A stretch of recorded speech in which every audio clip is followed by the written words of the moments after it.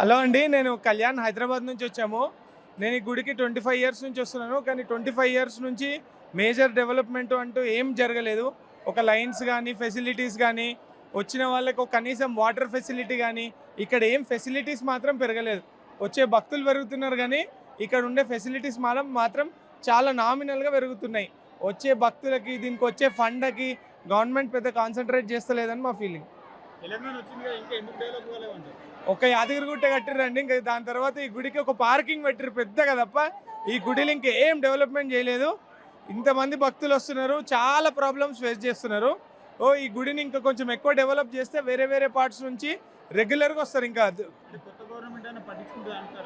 పట్టించుకోవాలని కోరుకుంటున్నా. పట్టించుకుంటారో లేదో మనం చెప్పలేము కానీ పట్టించుకోవాలి.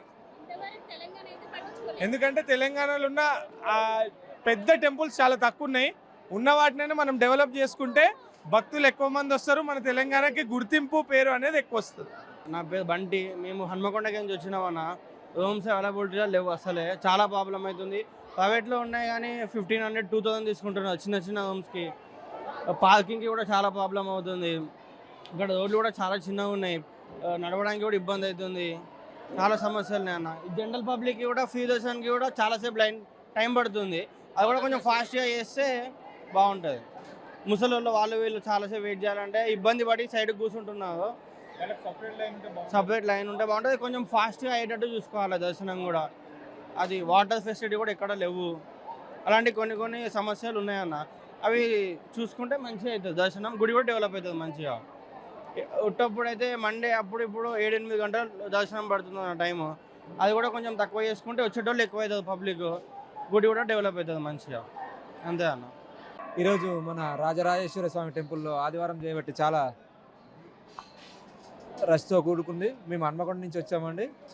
చాలా రష్గా ఉంది. మేము ఆల్రెడీ మార్నింగ్ 7కే స్టార్ట్ అయినాం. ఇప్పుడు ఆల్రెడీ 12 అవుతుంది, ఇంతవరకు దర్శనం కాలేదు.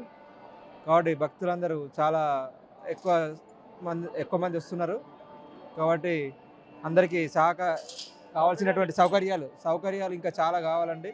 సౌకర్యాలు చాలా తక్కువగా ఉన్నాయి, మెయింటెనెన్స్ లేదు. కొంచెం దయచేసి అందరికీ తెలియజేసింది ఏమన్నాగా, మన కాంగ్రెస్ ప్రభుత్వం వచ్చింది. ఈ ప్రభుత్వంలోనే మంచి పథకాలు తీసుకొచ్చి దేవుని టెంపుల్ని ఎక్కువగా డెవలప్ చేసి అందరికీ భక్తులకి సహాయ సహకారాలు అందాలి.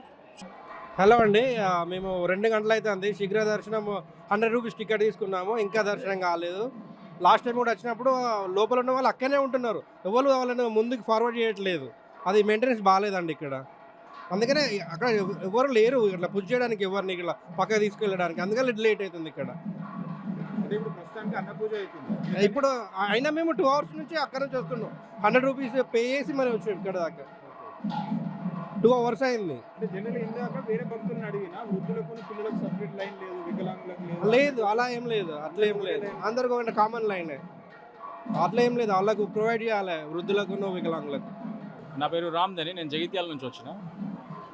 మేము మార్నింగ్ 10 గంటల దర్శనం, స్పెషల్ దర్శనంకి లైన్లోకి వచ్చినాం. బట్ ఇక్కడ హారతి అని సంపూజ అని వెయిట్ చేపిస్తున్నారు. ఆల్మోస్ట్ ½ an hour అయింది. చిన్న పిల్లలు అందరూ ఏడుస్తున్నారు. వాళ్ళు యాక్చువల్గా ఇప్పుడు పూజ చేసేది ఉన్నా వాళ్ళు చేసుకునే కార్యక్రమం చేసుకోవచ్చు, భక్తుల్ని అలో చేయొచ్చు. Plus at least separate line. ఇప్పుడు స్పెషల్ దర్శనం అని చెప్పి ఇంత పెట్టి 2-3 hours అయితే ఎందుకు ఇట్లా? ఇది ఫేర్ కాదు. ఇది ఈ మేనేజ్మెంట్ చేంజ్ చేసుకోవాలి, కొంచెం దృష్టి పెట్టాలి దీని మీద. వృద్ధులకు కూడా, పిల్లలకు అదే వాళ్ళకు కానీ వృద్ధులకు కానీ వాళ్ళ కోసం స్పెషల్ ఇంకో టోకెన్ సమ్ లైన్ స్పెషల్గా ఇస్తే బెటర్.